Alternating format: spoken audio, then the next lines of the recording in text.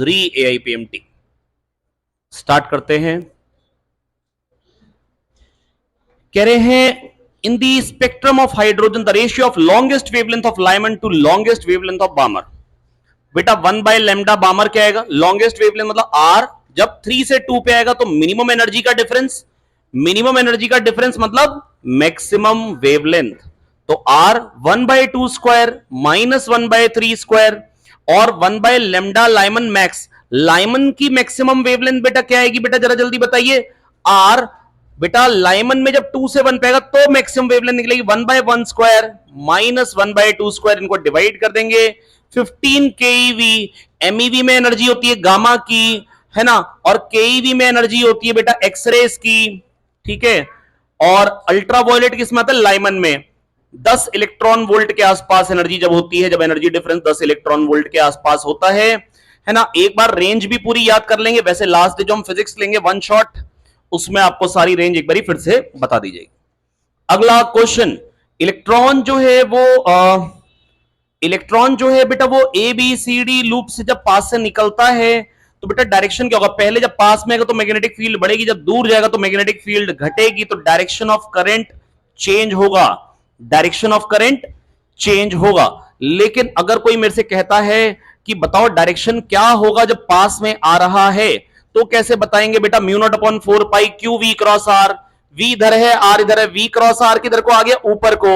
लेकिन q v cross r, q negative है तो बेटा मैग्नेटिक फील्ड अंदर को आएगी। आप कह सकते हैं इलेक्ट्रॉन इधर को जा रहा है, प्लीज सुन ले मेरी बात, इलेक्ट्रॉन इधर को जा रहा है, करंट इधर को हो गया, और करंट इधर को, तो मैग्नेटिक फील्ड क्या हो जाएगी? अंदर। आप ऐसे भी सोच सकते हैं। तो मैग्नेटिक फील्ड अंदर को आ रही है और पास आ रहा है तो बढ़ रही है, बढ़ रही है तो उसको अपोज करेगा बेटा, अपोज करेगा मतलब एंटी क्लॉकवाइज डायरेक्शन में इंड्यूस्ड करंट आएगा। किस डायरेक्शन में आएगा? एंटी क्लॉकवाइज डायरेक्शन में आएगा, ठीक है। जब पास है, जब दूर जाएगा तो क्लॉकवाइज हो जाएगा। बेटा कह रहे हैं एक पाइप है r रेडियस का, दूसरी साइड स्मॉल r रेडियस के n होल्स हैं, स्मॉल r रेडियस के n होल्स हैं। तो बेटा यहां पर pi r square into v, n pi small r square, छोटे छोटे होल्स हैं स्मॉल आर रेडियस के, n pi r square into v dash. तो वी डैश क्या आ जाएगा? R square v by n r square, r square v by n r square. अगला question कह रहे हैं Young's modulus of steel is twice that of brass. कह रहे यंग्स मॉडुलस जो स्टील का है वो ब्रास से डबल है, लेंथ एरिया दोनों का सेम है, दोनों को स्ट्रेच करना है बराबर लेवल से। तो बेटा बताना है कि फोर्स का रेशियो क्या चाहिए, है ना। अब दोनों को स्ट्रेच करना, बेटा एफ होता है Y A by L x. F क्या होता है? Y A by L x. अगर एफ होता है Y A by L x, please मेरी बात सुन लीजिए बहुत ध्यान से। अगर एफ होता है Y A by L x, ये है एफ, एफ है Y A by L into x, ये फोर्स है। अब बेटा ध्यान से समझिए, एरिया वही है, लेंथ वही है, एक्स वही है, यंग्स मॉडुलस डबल है। तो बेटा जिसका यंग्स मॉडुलस डबल है उस पर फोर्स भी हमको क्या लगाना पड़ेगा? डबल लगाना पड़ेगा। तो फोर्स का रेशियो भी क्या आ जाएगा? 2:1। अगला क्वेश्चन कह रहे हैं बताइए ईएमएफ क्या है सेल का अगर स्मॉल एल लेंथ पे बैलेंस हो जा रहा है पोटेंशियोमीटर वायर के।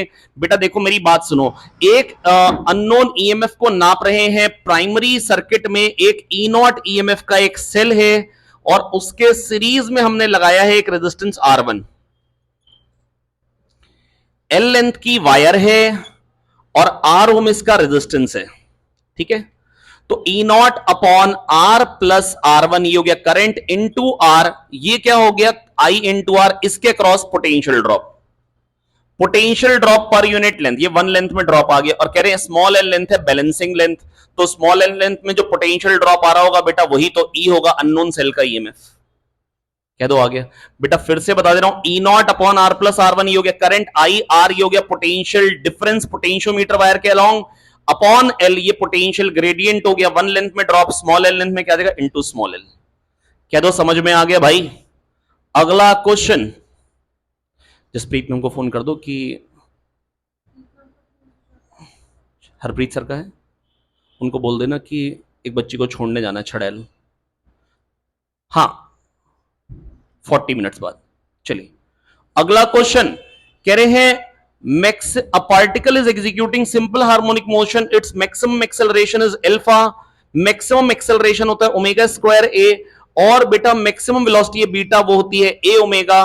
तो बेटा बीटा इंटू ओमेगा हो जाएगा अल्फा, बीटा इंटू ओमेगा क्या हो जाएगा अल्फा। यहां से बेटा आप ओमेगा निकाल लेंगे और टाइम पीरियड भी निकाल सकते हैं, टाइम पीरियड पूछा गया है। अगले क्वेश्चन में कहा गया cos omega t i cap plus sine omega t j cap. बेटा देखो ये बड़ा ही इंपॉर्टेंट है ये कॉन्सेप्ट, अगर आप ये बात याद करके चले जाएं, समझ के चले जाएं तो बड़ा ही इंपॉर्टेंट है। आर है a cos omega t i cap plus a sine omega t j cap. मान लो कभी अगर आपको ऐसा बन के आ जाए, कभी आपको ये चीज मिल जाए, तो इसका मतलब क्या होता है,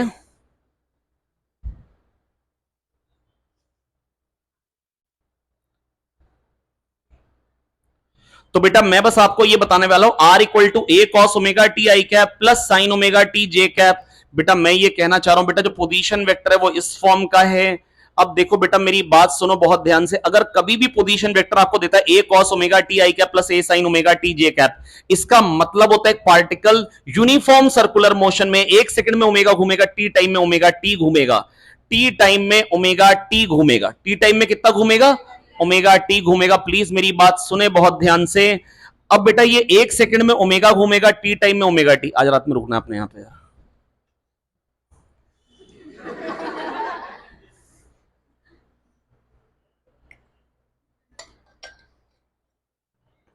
चलिए आई बेटा बात सुने बहुत ध्यान से। मैं बेटा बस ये कहना चाह रहा हूं एक सेकंड में ओमेगा घूमेगा, टी टाइम में omega T. Angular velocity constant है, एंगुलर वेलोसिटी क्या है कांस्टेंट है। और अपनी मतलब पूरी टीम है, सब घर के परिवार जैसे हो गए। हाँ ये देखिए, तो परेशान कर लो तो चल जाता है थोड़ा बहुत। तो आर क्या हो गया ए कॉस ओमेगा टी आई का प्लस ए, इसका मतलब एक पार्टिकल सर्कुलर मोशन में है, एंगुलर वेलोसिटी कांस्टेंट है। कांस्टेंट एंगुलर वेलोसिटी का मतलब angular acceleration zero, angular acceleration zero मतलब एक सेकंड में एंगुलर वेलोसिटी में जीरो इंक्रीज आएगा, स्पीड में जीरो इंक्रीज आएगा, टेंजेंशियल एक्सेलरेशन जीरो, खाली और खाली एक्सेलरेशन होगा रेडियल। तो जब भी अगर ऐसा कोई दे देगा तो इसका मतलब है पार्टिकल सर्कुलर मोशन कर रहा है, रेडियस ए है, एंगुलर वेलोसिटी कांस्टेंट है, ओमेगा स्पीड कांस्टेंट है, आर ओमेगा ए ओमेगा।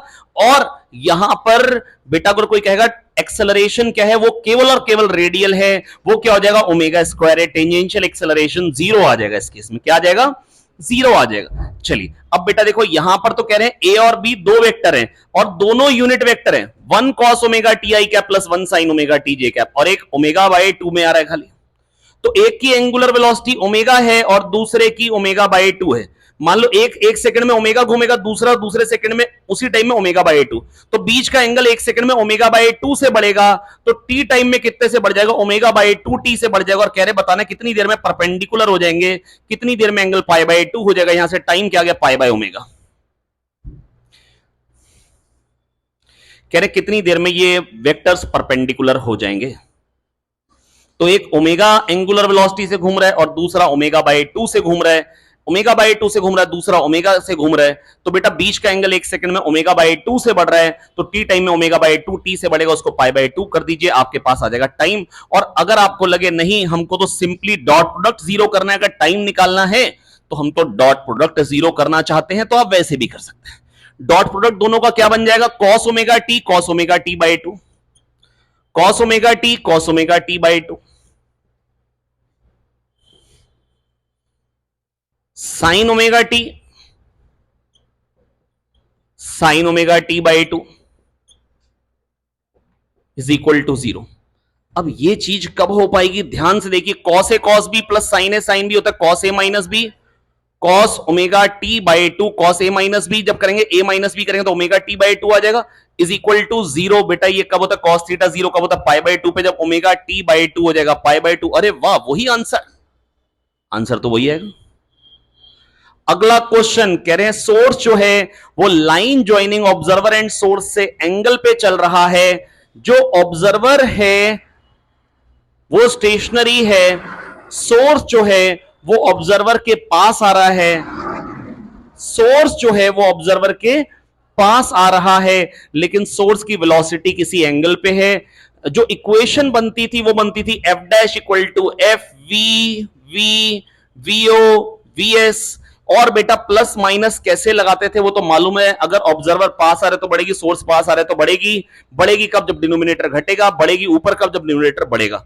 और बेटा जब एंगल पे होता है तो बेटा वीएस का कौन सा कंपोनेंट लेते हैं? लाइन ज्वाइनिंग के अलोंग। और ऑब्जर्वर की वेलोसिटी का भी कौन सा कंपोनेंट लेते हैं? लाइन ज्वाइनिंग के अलोंग। कीड़े आने लग रहे हैं जी। तो बेटा 19.4 वेलोसिटी है, 100 हर्ट्ज बेटा फ्रीक्वेंसी है, एफ डैश क्या आ जाएगा? 100। और साउंड की वेलोसिटी क्वेश्चन में क्या दे रखी है? 330 सोर्स पास आ रहा है। तो बेटा अब यहां पे क्या है? वीएस कॉस 60 हाफ, 19.4 का हाफ लगभग 10 हो गया, तो -10। तो ये क्या आ जाएगा बेटा? 100 330 बाय 320। अब बेटा ध्यान से देखिए, 10% होता है 32, 30 मान लो 10%, 32 मान लो 10% हो गया, 1% क्या हो गया? 3.2। ये 3% बढ़ा है क्योंकि 10 बढ़ा है। 3.2 इंटू 3 9.6। तो बेटा ये लगभग 3% बढ़ा है, तो ये हो जाएगा 1.03 इंटू 100 करोगे तो क्या आंसर आ जाएगा? 103। अगला क्वेश्चन कह रहे हैं एक व्हीकल है जो 54 किलोमीटर पर आवर से जा रहा है ना, और उसका रेडियस दे रखा है, व्हील के रेडियस दे रखा है हमको, और हमको उसका मोमेंट ऑफ इनर्शिया भी दे रखा है। 15 सेकंड में रुक गया, तो कह रहे हैं बताओ टॉर्क कितना लगाया है ब्रेक ने पहिए पे, ब्रेक ने पहिए पे टॉर्क कितना लगाया है। प्लीज मेरी बात सुनेंगे। 54 किलोमीटर पर आवर 5/18 से मल्टीप्लाई कर देंगे पहले। 54 किलोमीटर पर आवर 5/18 से मल्टीप्लाई कर देंगे, ये आ गई मीटर पर सेकंड में रफ्तार, जो कि आ गई है 15 मीटर पर सेकंड। अब v equal to r omega कर सकते हैं, v equal to r omega कर दीजिए, यहां से आ जाएगी एंगुलर वेलोसिटी, क्योंकि रेडियस पता है।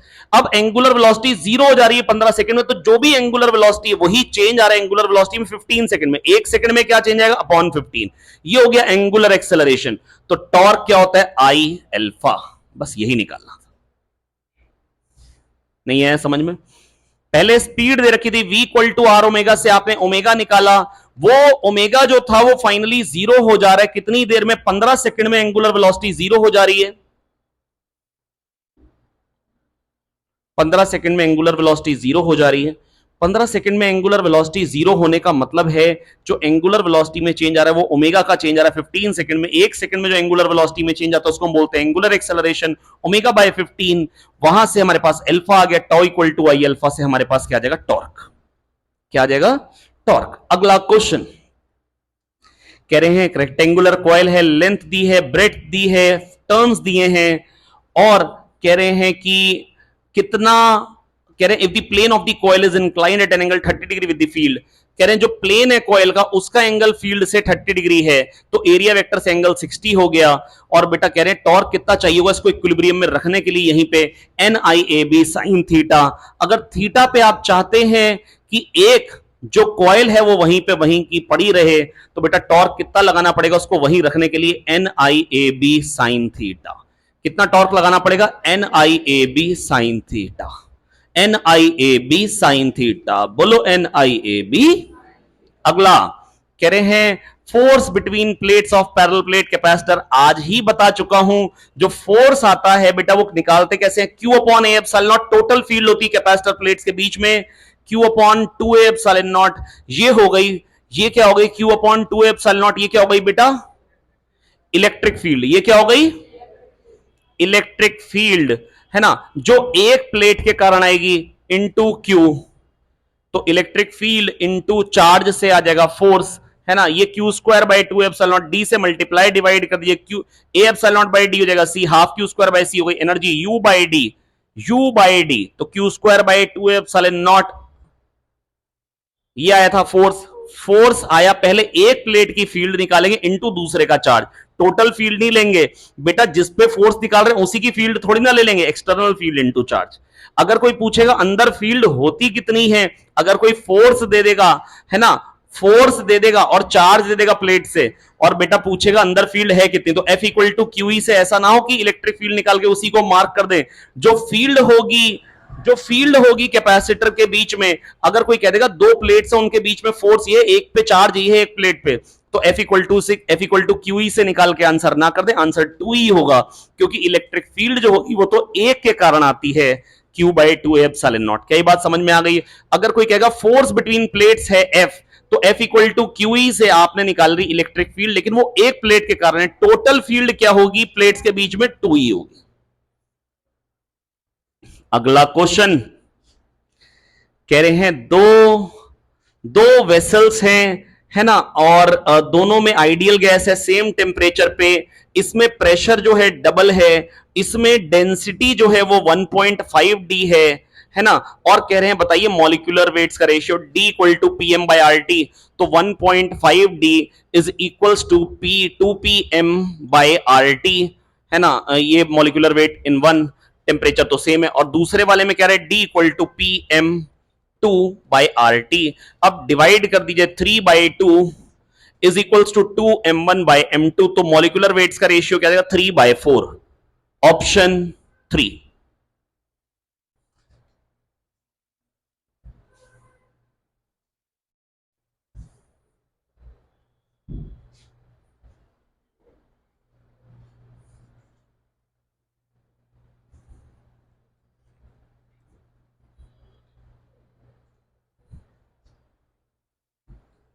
आ गया जी। चलिए आगे बढ़ते हैं इसी के साथ। अगला क्वेश्चन कह रहे हैं satellite S is moving in an elliptical orbit around the earth, the mass of the satellite is very small compare to the mass of the earth. इसका मतलब क्या है कि अगर सैटेलाइट का जो मास है अर्थ के कंपेयर, मतलब अर्थ साथ में नहीं नाचेगी, नहीं तो दो चीजें अगर नाच रही हो तो दोनों सेंटर ऑफ मास के अबाउट नाचती हैं। किसके अबाउट नाचती हैं? सेंटर ऑफ मास के अबाउट नाचती हैं। यहां पर ये कहना चाहते हैं अर्थ स्टेशनरी है, ठीक है भैया।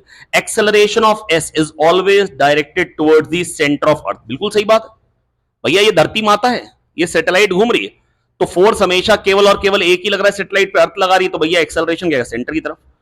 कह रहे angular momentum of S about centre of earth changes in direction but its magnitude remains constant. अरे हट भाई, अगर फोर्स सेंटर की तरफ है, टॉर्क हो गया जीरो, एंगुलर मोमेंटम कंजर्व रहेगा, डायरेक्शन मैग्नीट्यूड दोनों। टोटल मैकेनिकल एनर्जी, अरे वेरी क्यों करेगी? कांस्टेंट रहेगी। Linear momentum remain constant in magnitude, linear momentum of S remains constant in magnitude. Elliptical orbit है? नहीं भाई, अगर इलिप्टिकल ऑर्बिट में घूम रही है तो पास में आएगा तो स्पीड बढ़ेगी, तो लीनियर मोमेंटम का मैग्नीट्यूड भी चेंज होने वाला है। तो खाली और खाली पहला ऑप्शन ही सही था कि एक्सेलरेशन किधर को आएगा? Toward the centre of earth.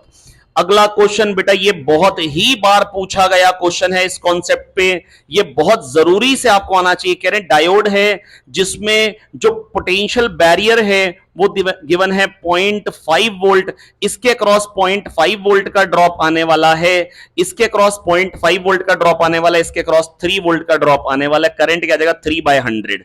बेटा ये बहुत ज्यादा इंपॉर्टेंट क्वेश्चन है। अगला क्वेश्चन, अब देखो ऐसी कैलकुलेशन में आपका घबराना बिल्कुल स्वाभाविक है, लेकिन मैं बस आपको ये कहूंगा भाई थोड़ा सा भरोसा बनाओ अपने आप पे और कैलकुलेशन करनी चालू करो, आपको आंसर दिख जाएगा।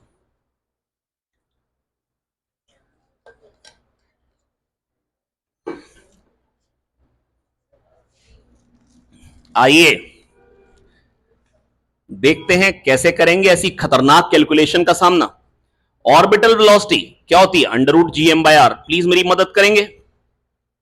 अब GM/r² क्या होता है बेटा? Acceleration due to gravity at the surface of earth. एक मिनट इधर देख लेंगे, तो यहां से ऑर्बिटल वेलोसिटी क्या आ जाएगी? GR² upon R+H, GR² upon R+H। तो यहां से ऑर्बिटल वेलोसिटी क्या रही है भैया? G हो गया 10, 9.8, तेल लेने जा 9.8, R² 6.38 इंटू 10⁶ का स्क्वायर। चलो भाई 6.4 ले लूं क्या? बहुत पास पास के आंसर है? नहीं भाई, बहुत पास पास के तो नहीं। 6.4 का स्क्वायर 10⁶ का स्क्वायर 10⁻12, और नीचे क्या आ रहा है? R+H। R+H क्या हो जाएगा बेटा? मदद कर दो भाई प्लीज। 6.38, 6.4 प्लस 0.25, 6.4 और 0.25 6.65। इंटू 10⁶। तो भैया पहले 10⁶ यहां से उड़ाओ और 10⁶ को बाहर ले जाओ, 10⁻3 पर आंसर किलोमीटर पर सेकंड में, तो 10⁻3 उड़ा दी, किलोमीटर पर सेकंड में कन्वर्ट कर दिया। अब 6.65 और 6.4 को मैं एक को काट देना चाहता हूं। मैं जानता हूं, मैंने इसको 6.4 मान लिया, मैंने डिनोमिनेटर को छोटा मान लिया, जो मेरा आंसर आएगा वो थोड़ा सा ज्यादा आएगा, क्योंकि बहुत ज्यादा चेंज नहीं माना। 6.65 को खाली मैंने 6.4 माना है, और 6.4 इंटू 10 का 64 का अंडर रूट क्या है 10, और 64 का अंडर रूट 8 किलोमीटर पर सेकंड से थोड़ा सा कम, 8 से थोड़ा सा कम। अब 8 से थोड़ा सा कम, थोड़ा सा कम कौन से 7.76, क्योंकि बहुत बड़ा चेंज नहीं माना था मैंने। अगला R equal to a sine omega t plus a cos omega t j cap. तो ये बेटा कौन सा है, यूनिफॉर्म सर्कुलर मोशन है। रेडियस किसके अलोंग होगा, सेंटर की तरफ होगा। रेडियल एक्सेलरेशन होगा, acceleration will be along minus r vector, सही बात है। पाथ जो है वो सर्कुलर है, रेडियस है 4 मीटर, बिल्कुल सही बात है।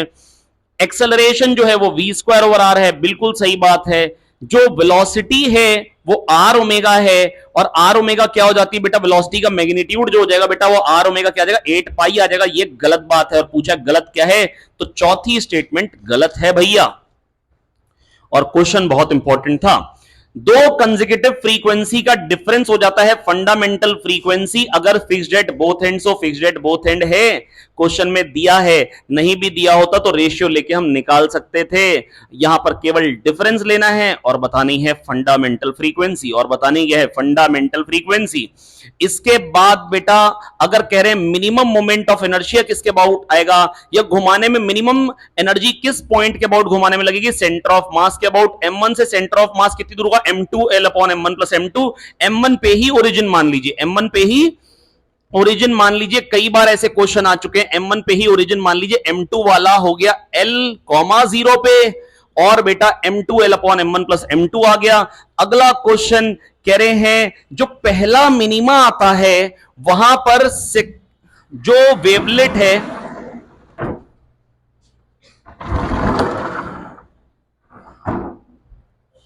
बहुत ही शानदार तरीके से देखिए, अब मेरी मदद करने के लिए आ रहे हैं विशाल भाई, आ जाए। शाबाश, विशाल आते हुए बहुत ही शानदार तरीके से। विशाल कह रहा अकेले जाऊंगा तो शर्म आएगी। तरुण चौहान तुम भी साथ में चलो। तरुण चौहान तो रोज शर्ट बिल्कुल बढ़िया सी पहन के आ रहे हैं कि किसी दिन काश उनको बुलाया जाए। आइए देखिए,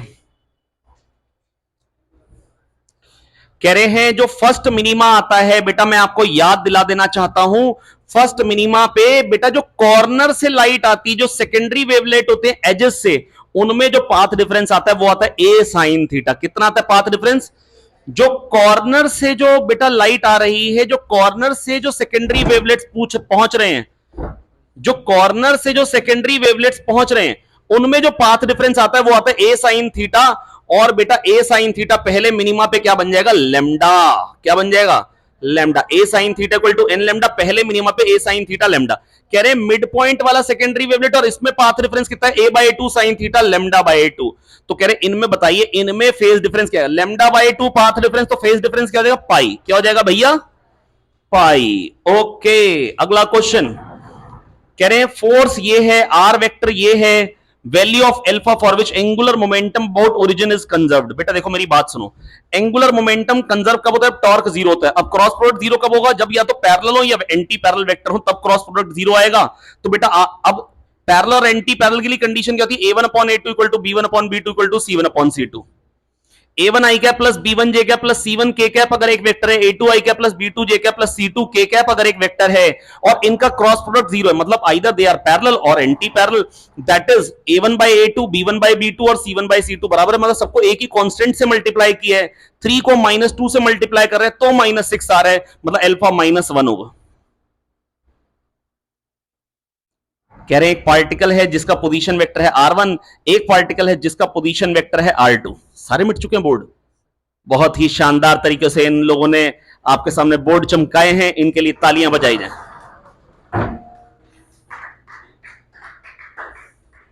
और देखिए बहुत ही शानदार शर्ट पहन के आए हैं, शायद क्या कह रहे हैं, क्या? अच्छी पेंट भी पहनी है और हंसी आ चुकी है काफी सारे चेहरों पे, पूजी तो पागल हुई पड़ी है। तो डॉक्टर साहब सब ठीक ठाक है? कोई दिक्कत परेशानी, पेट में दर्द, गैस, कॉन्स्टिपेशन? अरे भाई ये तो बड़ी बीमारियों के साथ घूम रही हैं। आइए चलिए आइए बेटा, बात सुनते हैं बहुत ध्यान से। एक पार्टिकल है जिसका पोजीशन वेक्टर है r1, दूसरा पार्टिकल है जिसका पोजीशन वेक्टर है r2, इसकी वेलोसिटी है v1 और इसकी वेलोसिटी है v2। तो बेटा अगर ये टकराने वाले हैं तो कंडीशन ये होनी चाहिए, इसको लगना चाहिए कि ये इसकी तरफ आ रहा है। बेटा जो वेलोसिटी, रिलेटिव वेलोसिटी आएगी v2 vector minus v1 vector, that should be along r1 minus r2, that should be parallel to r1 minus r2। ये वेक्टर हो जाएगा r1 माइनस r2 और जो रिलेटिव वेलोसिटी आएगी वो भी उसी के डायरेक्शन में आ जाए, that is v2 minus v1 upon magnitude v2 minus v1 is equals to r1 minus r2 upon magnitude r1 minus r2। बहुत ही शानदार तरीके से हमने कर लिया है और आज तो इंक बार बार खत्म होती चली जा रही है। इंक भरने के लिए कौन हमारी मदद कर सकता है यहां पे? बहुत ही शानदार तरीके से टेंजन ने हाथ उठा लिया है कि हम करेंगे हम करेंगे। बहुत ही शानदार तरीके से यहां पे इंक भर चुकी है। अरे यार वो एक्चुअली ना ये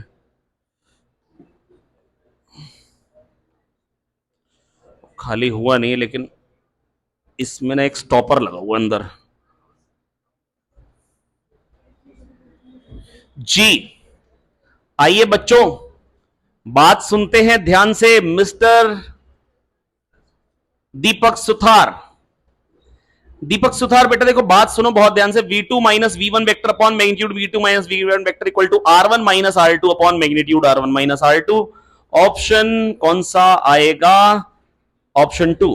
अगला क्वेश्चन कह रहे हैं अगर यूरेनियम डिके करता है थोरियम और हीलियम में, अगर यूरेनियम डिके करता है थोरियम में और हीलियम में, तो बेटा देखो ये अल्फा डिके और ये दोनों के पास मोमेंटम बराबर आएगा, पर काइनेटिक एनर्जी होती है p² p बराबर है, जिसका मास कम होगा अंकिता पुत्र उसकी काइनेटिक एनर्जी ज्यादा आएगी, उसकी काइनेटिक एनर्जी ज्यादा आएगी। गधेड़ी मोमेंटम बराबर है p² से सोचेंगे काइनेटिक एनर्जी। बोलो आया? अगला क्वेश्चन कह रहे सिग्मा 1 सिग्मा 2 कंडक्टिविटी है दो वायर्स की, दोनों को लगा दिया सीरीज में। कह रहे हैं सिग्मा 1 सिग्मा 2 को हटा के अगर एक ही कंडक्टिविटी की लगाई जाए तो वो क्या होगी? बेटा सबसे पहली बात यूनिट तो कंडक्टिविटी का आएगा, या तो 1 या 2, क्योंकि दूसरे वाले में तीसरे और चौथे ऑप्शन में conductivity upon conductivity square 1 by conductivity का आ रहा है, तो वो तो गलत हो गए। और सिग्मा 1 सिग्मा 2 दोनों को क्या ले लेंगे? 1 ले लेंगे, और सिग्मा इक्विवेलेंट भी क्या आना चाहिए? 1 आना चाहिए। तो कौन सा ऑप्शन हो जाएगा? कौन सा हो जाएगा? ऑप्शन 2।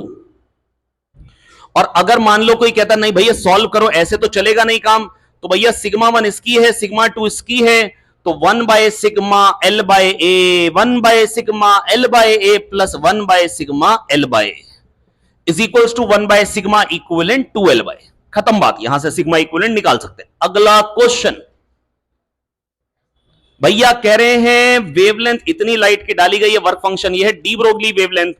बेटा देखो काइनेटिक एनर्जी, जो मैक्सिमम काइनेटिक एनर्जी जो आती है वो आती है एच न्यू माइनस 5, और काइनेटिक एनर्जी कितनी आ सकती है? 0 से k मैक्स तक कोई भी वैल्यू आ सकती है। आर्किशा भट्टपुत्र बेटा अगर कभी फोटॉन्स दागे, तमन्ना जोशी बेटा अगर मैंने फोटॉन्स दागे तो मैक्सिमम काइनेटिक एनर्जी क्या आ सकती है? सत्या पटेल 0 से एच न्यू माइनस 5 तक सारी की सारी वैल्यूज। बेटा जो मिनिमम लॉस आता है ना काइनेट, जो मिनिमम एनर्जी लगती है निकालने में वो 5 है। तो बेटा काइनेटिक एनर्जी की एक पर्टिकुलर वैल्यू नहीं होती, 0 से मैक्सिमम तक सारी वैल्यूज हो सकती हैं, 0 से मैक्सिमम तक सारी वैल्यूज हो सकती हैं। तो बेटा काइनेटिक एनर्जी की वैल्यू 0 से मैक्सिमम, वेलोसिटी की वैल्यू 0 से मैक्स तक, तो मोमेंटम की वैल्यू 0 से मैक्स तक, तो लेमडा की वैल्यू h बाय mv, जब डिनोमिनेटर 0 से मैक्स तक, तो डी ब्रोगली वेवलेंथ की एक मिनिमम वैल्यू आएगी, उससे कम कम कितनी भी हो सकती है, उससे कम कम कितनी भी हो सकती है। Lambda less than equal to something आएगा, that is less than equal to में कौन सा ऑप्शन है? सारे नंबर्स तो बराबर ही थे भैया, 2.8 बस लेस देन इक्वल टू देख लेते ध्यान से, लेस देन इक्वल टू किस किस में मिल जा रहा है बताइए जरा। मतलब लेमडा जो आएगा वो आता है H by M V. Please मेरी बात सुने, स्पीड की एक मैक्सिमम वैल्यू आती है, जब मैक्सिमम वैल्यू तो लेमडा क्या हो जाएगा मिनिमम, तो lambda greater than equal to lambda min आएगा ना यार। तो लेमडा मिन आप निकाल लेंगे मैक्सिमम वेलोसिटी से, और lambda greater than equal to lambda min, तो greater than equal to lambda min वाला एक ही ऑप्शन है। ठीक है भैया, एक ही है, ध्यान से देखिए, लेमडा सबके इधर जोड़ दीजिए बगल में, अब देख लीजिए lambda greater than equal to एक ही बनेगा। अगला 4 ग्राम गैस है बेटा, देखो यहां पर क्या है, सीवी गिवन है, सीपी बताना है। आपके मन में आ जाएगा CP minus CV equal to R, पर उससे कोई ऑप्शन दिया नहीं है, इन्होंने दे रखी वेलोसिटी ऑफ साउंड, इसकी इन्होंने दे रखी वेलोसिटी ऑफ साउंड वेव। अब ये बड़ी अजीब बात है, इन्होंने ऐसा क्वेश्चन दिया, वेलोसिटी ऑफ साउंड वेव से क्या करेंगे, वेलोसिटी ऑफ साउंड वेव से under root gamma R T by M होती है, वेलोसिटी ऑफ साउंड वेव क्या होती है, under root gamma R T by M, वहां से गामा निकालेंगे, गामा क्या होता है सीपी बाई सीवी, वहां से सीपी निकाल लेंगे, लेकिन ये अच्छी बात नहीं थी। अगला क्वेश्चन कह रहे हैं आरसी सर्किट है, पहले कैपेसिटर एयर फील्ड है, बाद में माइका फील्ड है, कैपेसिटर में हमने कुछ डाल दिया डाइलेक्ट्रिक, अब current through resistor I and voltage across capacitor V. बेटा मेरी बात सुनो, सबसे पहली बात, Z क्या होता है under root R square plus XC square, please मेरी बात सुने, एक्सी क्या होता है 1 बाय ओमेगा सी। सोचो अगर आपने डाइलेक्ट्रिक डाल दिया तो कैपेसिटेंस के टाइम्स हो जाएगा, कैपेसिटेंस बढ़ने का मतलब है इंपिडेंस घट गया, इंपिडेंस घट गया V बाय Z से करंट बढ़ गया, करंट बढ़ गया, इसके क्रॉस वोल्टेज बढ़ गई, सबसे पहली बात। दूसरे केस में करंट ज्यादा आएगा, करंट ज्यादा आएगा तो वोल्टेज क्रॉस रेजिस्टर बढ़ गया, अगर वोल्टेज क्रॉस रेजिस्टर बढ़ गया तो कैपेसिटर के क्रॉस वोल्टेज कम हो गई, तो कैपेसिटर के क्रॉस वोल्टेज पहले ज्यादा थी, VA VB से बड़ा है और IB IA से बड़ा है। ऑप्शन 3, भैया कह रहे हैं 30 डिग्री पे जस्ट अबाउट टू स्लिप की कंडीशन आ गई, तो बेटा कोफिशिएंट ऑफ स्टैटिक फ्रिक्शन क्या होता है बेटा tan theta equal to mu S. अगर एंगल ऑफ रिपोज होता है बेटा विशाल बगेरिया, बेटा mg sin थीटा और mu S mg cos theta को बराबर कर देंगे, mg sin थीटा और mu S mg cos theta को बराबर कर देंगे, वहां से tan थीटा आ जाएगा म्यू एस, tan थीटा क्या आ जाएगा बेटा म्यू एस। अब यहां से tan थीटा म्यू एस आता हुआ, tan थीटा क्या आ जाएगा बेटा म्यू एस है ना। अब tan थीटा अगर बेटा म्यू एस आ जाएगा तो बेटा बस मैं आपसे ये कह सकता हूं mg sin theta is equals to mu S mg cos theta, तो tan थीटा आ गया म्यू एस, वहां से आपने म्यू एस निकाली और म्यू के उससे कम होगा, ऐसा ऑप्शन ए की डायरेक्टली मिल जाएगा। अगले क्वेश्चन में कह रहे हैं कि अगर दो पार्टिकल है, एक m मास का एक 2m मास का, 2m मास वाला r/2 रेडियस पे, m मास वाला r रेडियस पे, टेंजेंशियल स्पीड जो है वो लाइटर वाले की n टाइम्स है हेवियर वाले से, लेकिन दोनों पे सेंट्रिपिटल फोर्स बराबर लग रहा है, दोनों पे mv स्क्वायर ओवर r की वैल्यू बराबर आ रही है, तो बताना है n क्या होगा। बेटा देखो एक m मास वाला पार्टिकल है और एक 2m मास वाला पार्टिकल है, 2m मास वाला है r/2 रेडियस पे, m मास वाला है r रेडियस पे, दोनों घूम रहे हैं, इसकी वेलोसिटी v है और इसकी वेलोसिटी nv है। अब कह रहे हैं बताइए दोनों पे सेंट्रिपिटल फोर्स बराबर है, centripetal force mv square over r के बराबर होता है m nv का square by r 2m v square upon r/2। तो बेटा यहां पर क्या आ जाएगा 4 आ जाएगा, n स्क्वायर 4, तो n की वैल्यू क्या आ जाएगी 2। देख लीजिए ध्यान से, बहुत ही लल्लू क्वेश्चन था लेकिन लाइनें बहुत ज्यादा थी।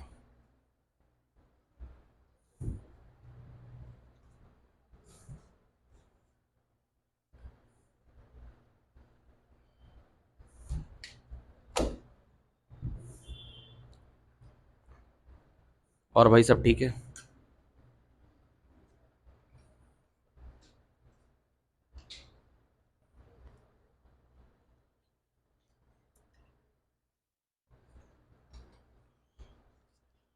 सौ बच्चे हैं क्लास में?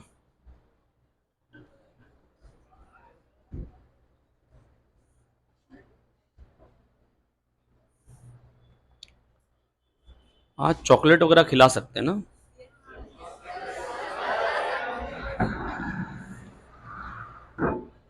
फोन करो, कह दो किटकैट लें 100, 120 मंगा लो। नहीं खानी है? ऐसा करना, कहना इसके लिए नहीं लेके निष्ठा।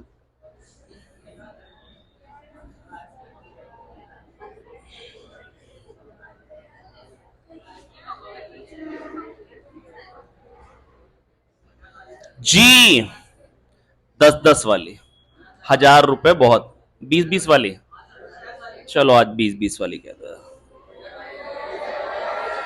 100 बच्चे तो चलेगा यार, आप ही कह दो ना। हरप्रीत सर ये, हेलो यार, वो भाई चॉकलेट चाहिए ना किटकैट, 20-20 वाली, एक नहीं 100 चाहिए, 120 ले आओ, 120, 20-20 वाली किटकैट। ओके थैंक यू भाई, थैंक यू। ऊपर चाहिए जल्दी, हाँ जी। चॉकलेट आती हैं भाई सबके लिए भाई। अब देखो थोड़ा सा अच्छा महसूस होता हुआ, सबसे बड़ी स्माइल कृष्ण पटेल के चेहरे पे आई है। चलिए आइए देखिए, coefficient of performance of a refrigerator is 5 if the temperature inside freezer is -20 degree centigrade, the temperature of the surrounding to which it rejects heat। अबे यार T2 दे रखा है, छोटा वाला टेम्परेचर दे रखा है T2, है ना, ये हीट पंप है, और ये है जहां पे हीट फेंकी है T1 टेम्परेचर। Q2 हीट उठाई, W वर्क किया और Q1 फेंक दी भाई, बड़ी बार फेंक दी। अब बेटा देखो मेरी बात सुन लो ध्यान से, W वर्क करके हम Q2 हीट उठा पाते हैं दोस्त, अंकिता पुत्र, W वर्क करके हम Q2 हीट उठा पाते हैं, तो 1 वर्क करके कितनी हीट उठा पाएंगे, Q2 बाय W। ये हो जाएगा कोफिशिएंट ऑफ परफॉर्मेंस कि 1 वर्क करके हम कितनी हीट उठा पाते हैं।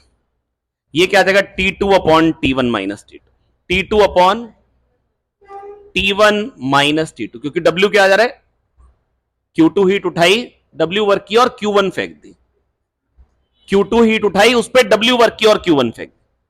बेटा W वर्क करके Q2 हीट उठा पा रहे हैं, तो Q2 प्लस W हमने बाहर फेंकी ना टोटल एनर्जी, तो T2 upon T1 minus T2 जिसकी वैल्यू 5 है, और T2 जो है T1 माइनस T2 उसका 1/5 होना चाहिए। T1 माइनस T2, अब देखो T2 कितना बताओ जरा, 253, 273 जोड़ोगे ना, माइनस 253 आ गया।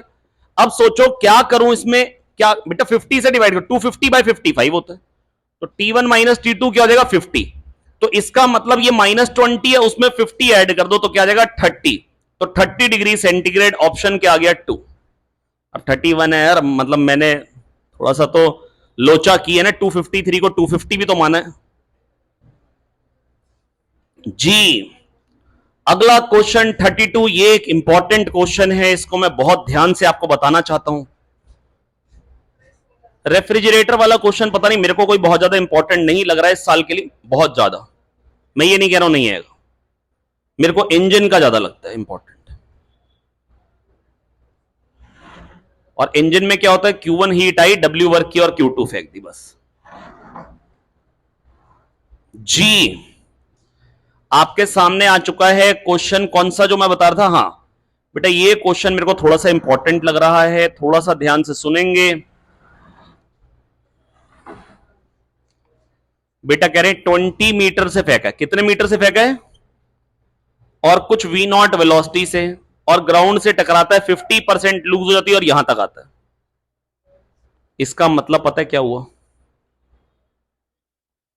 MGH तक जा पा रहे हैं।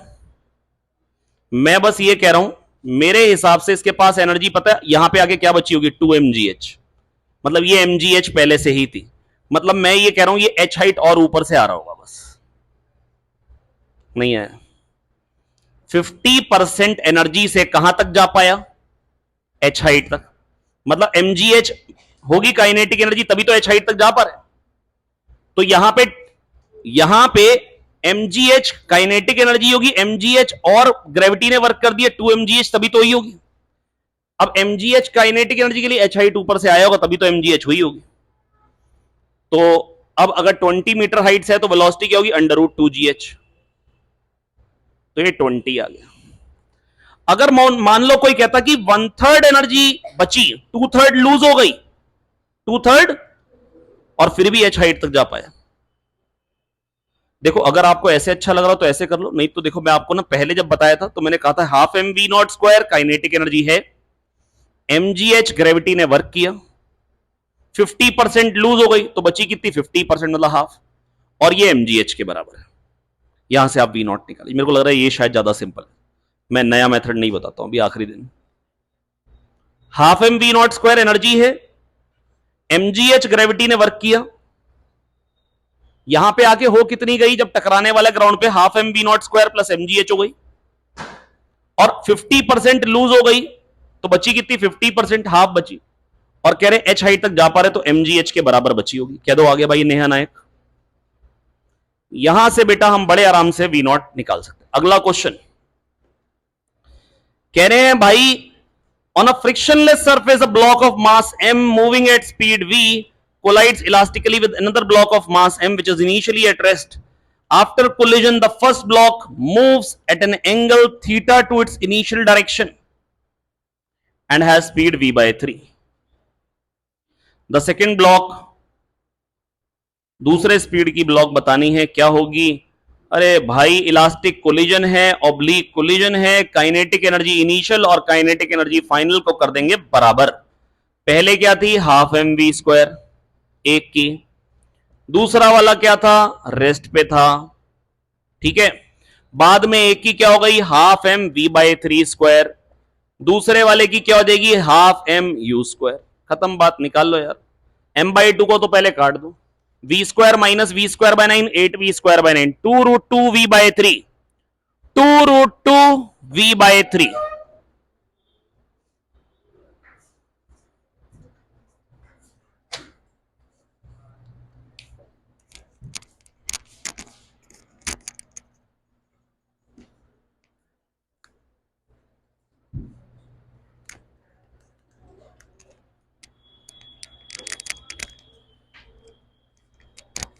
हाँ जी राधिका सेठ, सब बढ़िया है। राधिका पुत्र, अगले में दिया गया पोटेंशियल कह रहे हैं इलेक्ट्रिक फील्ड बताइए 1,1,0 पे। आइए करते हैं, minus del V by del X, E X होता है, minus del V by del Y E Y होता है, और minus del V by del Z E Z होता है।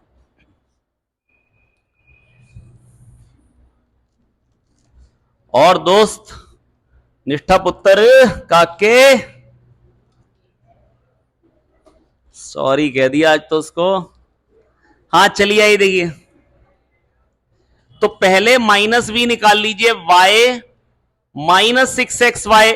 अरे बेटा मेरी मदद तो कर दो यार, बेटा बेटा बात नहीं करो बेटा, थप्पड़ मार देंगे बेटा। 2 minus 2y minus del V by del X E X होता है। बेटा क्यों उसके बालों में घुसी हुई हो, क्या है, कीड़ा है? ये पहले कीड़ा निकालेगी फिर हम पढ़ाएंगे आज। बेटा दिमाग में भी वो कैसे निकालो। हाँ ये देखिए ई एक्स क्या आ जाएगा, minus del V by del X, तो डेल बाय डेल एक्स करो, इसका क्या आ जाएगा, माइनस 6y। खाली एक्स को कांस्टेंट, खाली एक्स को वेरिएबल मानना होता है, ये ई एक्स आ गया।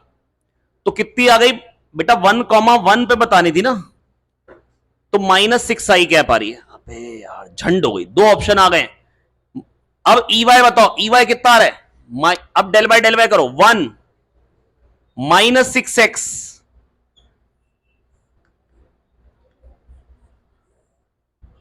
Minus 2z, del by del Y कर लिया। अब 1,1,0 यहां पे 1 पुट करो और z तो 0 है, इसकी तो झंड हो गई, तो 1 माइनस 6 माइनस 5 माइनस 5 जे कैप, और आंसर आ चुका है आपके सामने। शानदार। अगला कह रहे हैं यंग्स डबल स्लिट एक्सपेरिमेंट में जो स्लिट की विड्थ है वो 1:25 रेशियो में है। बेटा स्लिट विड्थ अगर 1:25 रेशियो में है, अगर एक की 1 है और दूसरे की 25 टाइम्स है, इसका मतलब इसमें जो एनर्जी फॉल करेगी, बेटा जो पावर होगी इसकी P होगी तो इसकी 25 P। Power per unit area होता है इंटेंसिटी। तो बेटा मेरी बात सुन लो ध्यान से, बेटा इंटेंसिटी जो आएगी वो 1:25 रेशियो की, तो एम्पलीट्यूड का रेशियो क्या आ जाएगा, 1:5। एम्पलीट्यूड का रेशियो 1:5 हो गया। मैक्सिमा पे एम्पलीट्यूड क्या हो जाएगा 6 और मिनिमा पे क्या हो जाएगा 4 और मैक्सिमम और मिनिमम एम्पलीट्यूड का स्क्वायर का रेशियो करेंगे तो बेटा क्या आ जाएगा 9/4। बहुत ही शानदार। कह रहे हैं heart of a man pumps 5 litre of blood through the arteries पर मिनट। आज तो कुछ ज्यादा ही पंप हो रहा हुआ निखिलेश।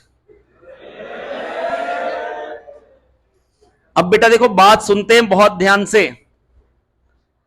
अब बेटा देखो यहां पे पूछे पावर ऑफ हार्ट बताओ, पावर ऑफ हार्ट।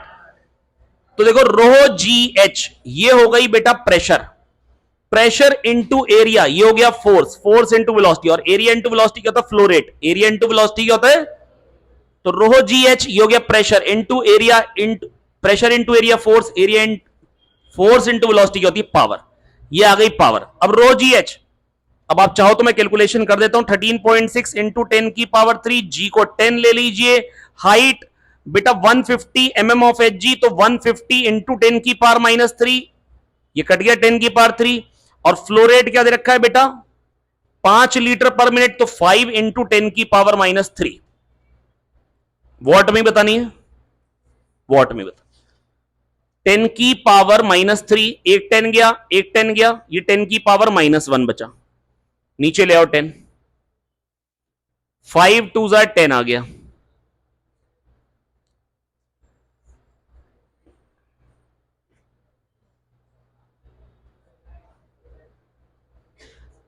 कहां गलती कर दी भाई, ये तो बहुत बड़ा आ रहा है, ये तो हमारी मोटर के बराबर पावर आ गई।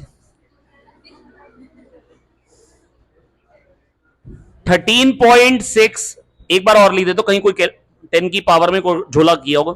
10 की पावर 3, जी हो गया 10 और 150 mm ऑफ एच जी, तो 150 इंटू 10 की पावर -3।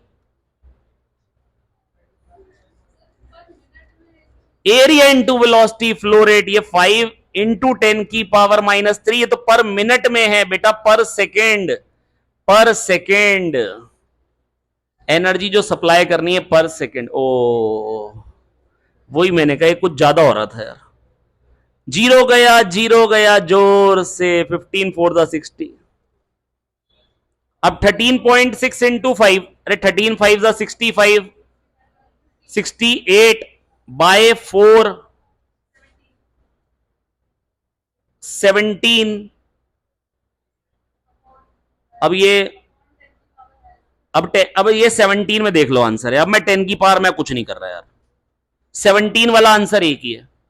अब 10 की पावर क्यों नहीं गई यार मेरे को पता नहीं यार, है कट जाएगा यार, 1.7 आ गया आंसर। ठीक है, कह रहे प्रोटॉन और अल्फा पार्टिकल दोनों का रेडियस बराबर है, एक की काइनेटिक एनर्जी गिवन है तो दूसरे की भी उतनी होती, ये मेरे को याद है भाई, बड़े सालों से यही आ रही है यार। आर होता है MV by Q B, MV को लिख देंगे √2m k और Q²B²। अब सोचो प्रोटॉन का मास m, चार्ज E, और अल्फा पार्टिकल का मास 4m और चार्ज 2e का स्क्वायर, 4 ऊपर आया 2 स्क्वायर नीचे कट गया, तो बेटा काइनेटिक एनर्जी बराबर होगी तो ही रेडियस बराबर होगी। कह दो आ गया, पक्का आ गया, इसकी कसम खाओ आ गया। तो बेटा अब देखो इसके बाद कह रहे हैं वोल्टेज गेन है 150, तो आउटपुट वोल्टेज क्या है, इनपुट वोल्टेज दे रखी 300, और बेटा जो दोनों में फेज डिफरेंस आता है आउटपुट वोल्टेज और इनपुट वोल्टेज में, वो क्या आता है बेटा 180 डिग्री का आता है, पाई का आता है, तो प्लस पाई कर दीजिए तो क्या हो जाएगा 300 और प्लस 4π/3। बिल्कुल सही जवाब, शानदार। इसके बाद पूछा गया है अगला क्वेश्चन, क्वेश्चन नंबर 39। पेपर का लेवल जो भी था, फायदा अपने को जरूर मिल गया होगा अगर हम क्लास में खाली बैठे नहीं है, सुन भी रहे हैं, कोशिश कर रहे हैं सीखने की, तो बड़ा फायदा मिला होगा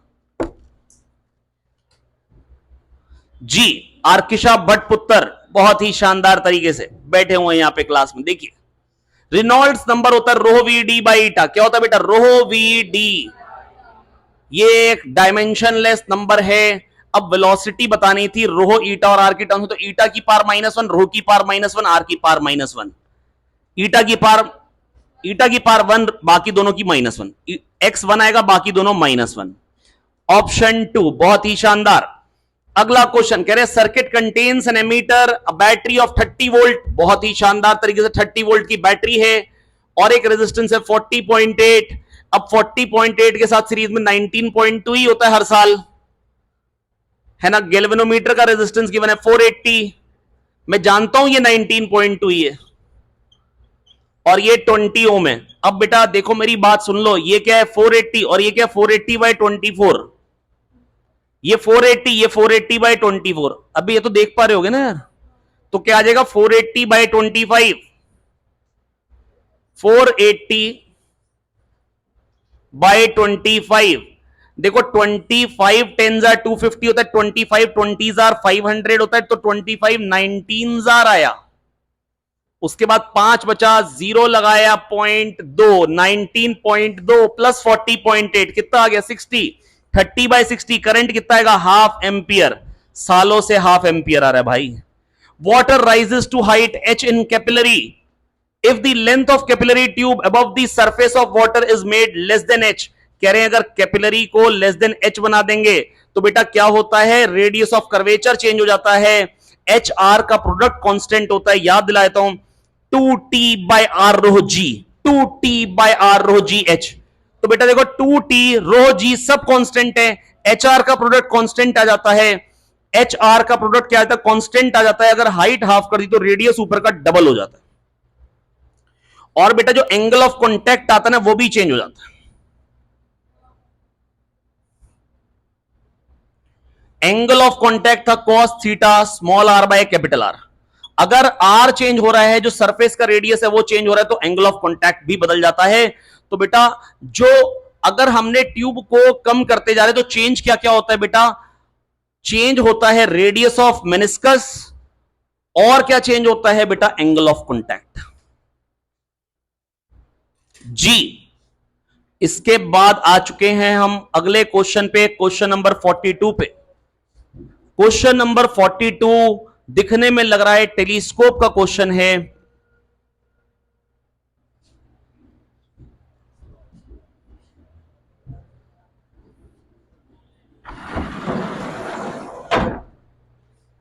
बहुत ही शानदार तरीके से बढ़ते जा रहे हैं आगे आखिरी क्वेश्चन की तरफ।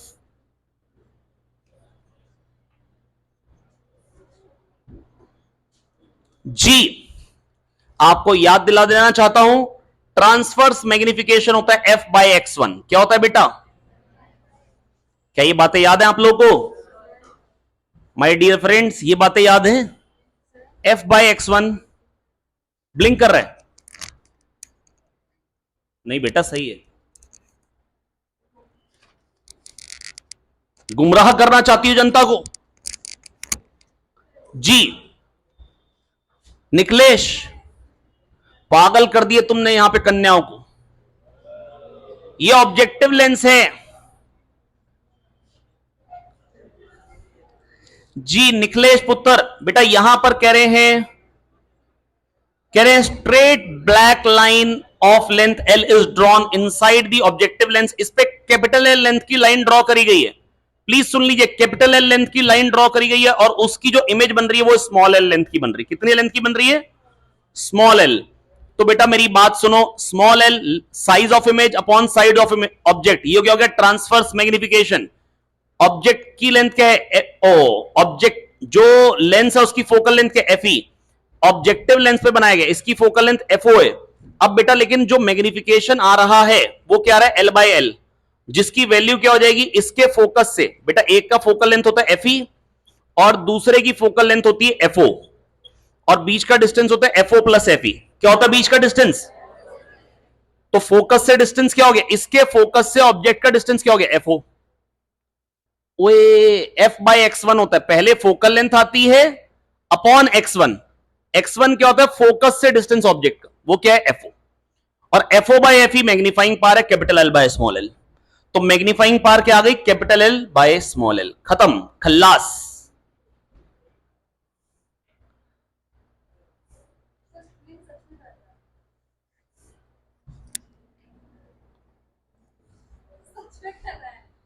अरे भाई तू यहीं आके बैठ जा भाई, मेरी बात सुनो ध्यान से। कैपिटल L लेंथ की बेटा ऑब्जेक्ट था, इमेज की लेंथ है स्मॉल l, तो इमेज की लेंथ अपॉन ऑब्जेक्ट की लेंथ ये आ गया बेटा मैग्निफिकेशन, और मैग्निफिकेशन क्या होता है f by x1। F focal length किसकी बेटा, वो तो अब यहां पे इस पे तो ऑब्जेक्ट, इस पे तो खाली लाइन खींची हुई है ना, तो वो ऑब्जेक्ट है, जिससे इमेज बन रही है वो एफ ई वाला है, तो f e by x one, और एक्स वन क्या हो जाएगा, इसके फोकस से डिस्टेंस कितना है, f o by f e होती है magnifying power, capital by small l, खत्म खल्लास। अगला क्वेश्चन कह रहे हैं value of, yes my dear friend Chonjin, Rinchen, Rinchen please come. बहुत शानदार तरीके से रिंचन हमारे साथ आते हुए। The value of coefficient of volume expansion is इतना, फ्रैक्शनल चेंज इन डेंसिटी, बेटा मैं आपको याद दिलाता हूं, D rho by rho d theta, d rho by rho d theta होता है gamma, d rho by rho d theta होता है गामा। क्या आप आंख खोल के आए हैं? D rho by rho d theta होता है gamma, fractional change in density d rho by rho, वो क्या आ जाएगा, gamma delta theta, gamma into change in temperature, gamma क्या 5 इंटू 10 की पावर माइनस 4 इंटू 40, तो कितना आ जाएगा 0.02, बिल्कुल सही। अगला क्वेश्चन कह रहे पहले वेवलेंथ थी लेमडा, बाद में हो गई लेमडा बाय 2, और कह रहे मैक्सिमम काइनेटिक एनर्जी 3 टाइम्स हो जा रही है। बेटा पहले वेवलेंथ थी लेमडा, बाद में क्या हो गई लेमडा बाय 2, और मैक्सिमम काइनेटिक एनर्जी 3 टाइम्स हो जा रही है। बेटा पूछो बन गई किटकैट, नहीं तो फिर फ्रिज में जमा देंगे, चिंता ना करें, आखिरी दिन बांट देंगे। अब भाई नहीं आएगी तो मैं क्या करूंगा? हाँ चलिए आइए, बच्चे कह रहे कुछ लोग तो इसीलिए रुके थे भाई। भाई H C by lambda minus 5, ये थी मैक्सिमम काइनेटिक एनर्जी पहले, और इसकी 3 गुना हो गई कब, जब वेवलेंथ को हाफ कर दी, h C by 2 h c upon lambda by 2 minus 5, और यहां से कह रहे हैं वर्क फंक्शन बता दो, minus 3 5 is equals to H C by lambda 5 H C by 2 lambda. हालांकि इसके लिए मैंने पहले भी आपको एक ट्रिक बता रखी है, ये एच सी बाई लेमडा, इसमें से 5 कटा, हेलो ये एच सी बाई लेमडा, इसमें से 5 कटा, ये आ गई मैक्सिमम काइनेटिक एनर्जी। अब जितना आपने बढ़ाया उतनी आपने वेवलेंथ ऑफ करी, एनर्जी डबल हो गई, एनर्जी क्या हो गई, डबल हो गई, और कह रहे हैं कि जो मैक्सिमम काइनेटिक एनर्जी वो 3 टाइम्स हो गई। सोचो जो था उसमें ये ऐड हुआ ना, और 3 टाइम्स हो गई, मतलब इसका हाफ पहले था हो रहा होगा, तभी तो 3 गुना ही होगी, इतना जुड़ा ना, और जुड़ा इसमें, अब किस में जोड़ूंगे 3, इसका 3 टाइम्स कैसे हो सकता है, मतलब ये इसका डबल होना चाहिए, डबल मतलब यहां पे हाफ होगा, तो वर्क फंक्शन जो होगा वो एच सी बाय 2 लेमडा रहा होगा, यही सही है, H C by lambda minus 5, ये मैक्सिमम काइनेटिक एनर्जी, ये करने से ट्रिपल हो जा रही है। आप सोचो जितनी मैक्सिमम काइनेटिक एनर्जी होगी उसकी